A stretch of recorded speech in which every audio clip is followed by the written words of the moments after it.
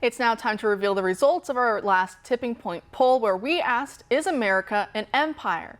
37% of you said yes, whereas 63% of you said no. Personally, I voted yes because this question is about reality and not about what we wish something to be. Yes, it's true that this empire is very informal, and so it's not explicitly acknowledged, but it's definitely felt worldwide, so it's silly for us to deny what everyone else implicitly already understands.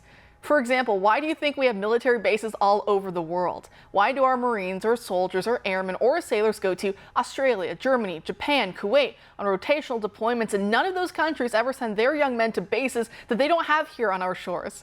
Because we are the seat of power and they are our client states to one degree or another. It goes only one way. That's why we supply them military protection and dump gazillions of dollars in aid into their countries and so many others and into many others to keep them loyal to us, or at least amenable to what we tell them we want from them in their respective regions.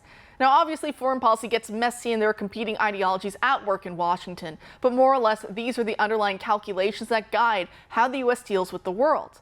Also, just look at NATO or the UN or the IMF or even the EU, the European Union. These are global institutions created by varying degrees by the United States in a post-Second World War era to keep Europe, especially Western Europe, from having any resurgence of nationalism or isolationism.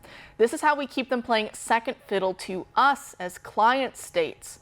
Again, that's why you can find our State Department giving every single warlord in every single tiny faraway country some kind of money and protection, and you can find us involved in almost every war or major political decision being made in other countries, no matter how remote, because we are the predominant world power and we have an empire to keep in check. So basically the world runs on the US dollar, on American English, on our pop culture, which is a form of soft power, on our politicians dictating terms to other nations and what international norms are, and our Navy ships sail the seas of the world to remind everyone else of who's in charge. Now, that's not necessarily a bad thing, but of course, Americans think of the word empire like it's a dirty four-letter word, and so they avoid the obvious like the plague, to the detriment of our foreign policy, because we're about to lose our empire and it's not going to be fun for any of us. So here's esteemed UK historian Neil Ferguson making that argument. Now, the interesting thing about it is, as you say, that terminologically Americans are allergic to the E word, or regard it as a term of abuse.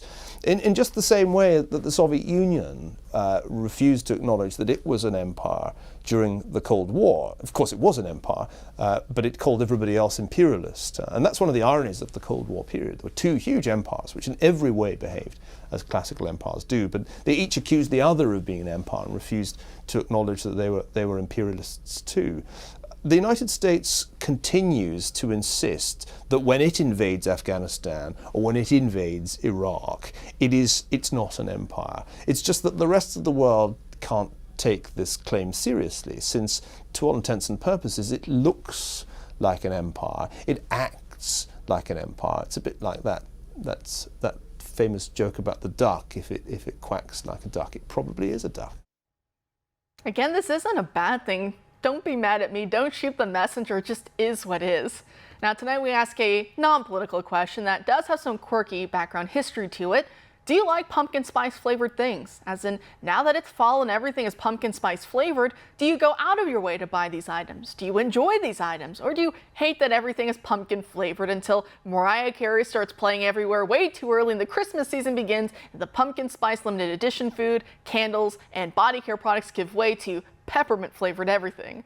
To weigh in and vote in the poll, please visit us on Truth Social and X at Tipping Point OAN. We'll have the results for you tomorrow night.